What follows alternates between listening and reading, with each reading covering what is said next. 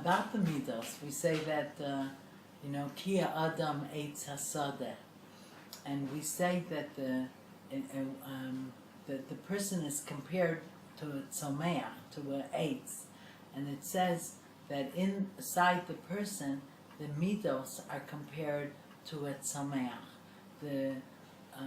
Because the midos, when you're little, the midos aren't hard like a sapling, and when you get older, the midos are, the midos have grown and they're much harder to change.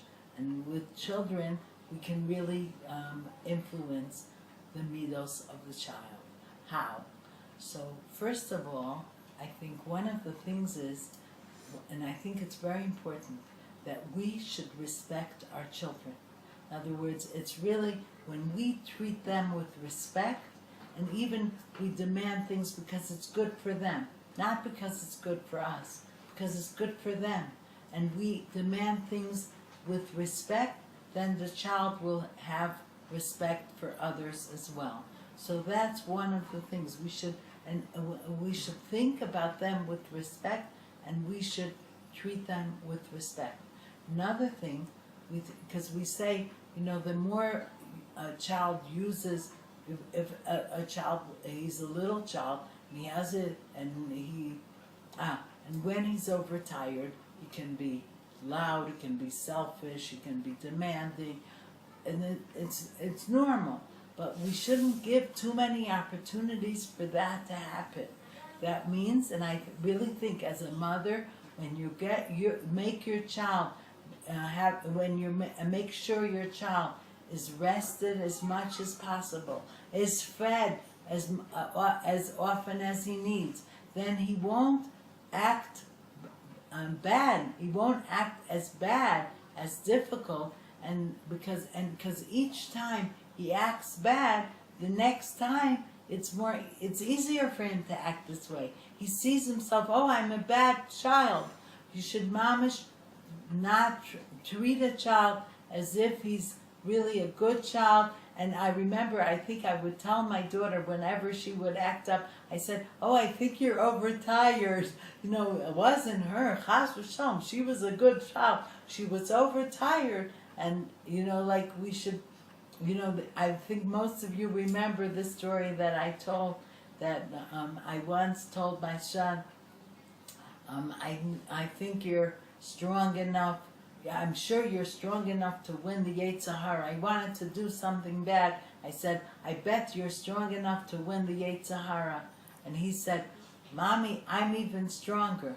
I can win the Yetzer Tov. And and then he forced me, he mamish taught me when I said this. I said, so what should I say to him? So I said, no, you can't win the Yetzer Tov. You're a Yiddish boy, a Yiddish boy is the Yetzer Tov.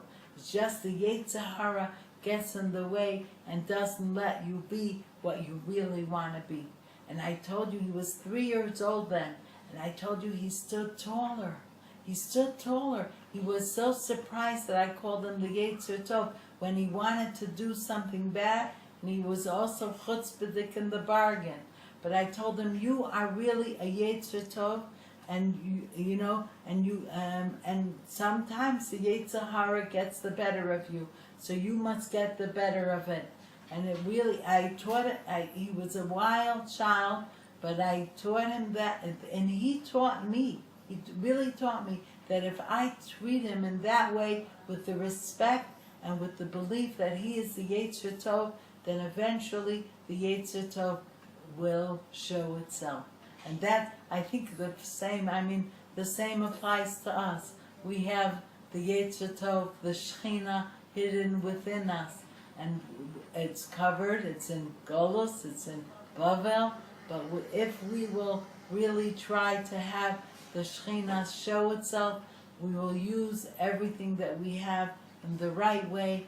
We will use the potential that's hidden in the technology and in the modern world. We'll use it in the right way, and we will, Ezrat Hashem, be socha to the coming of Mashiach.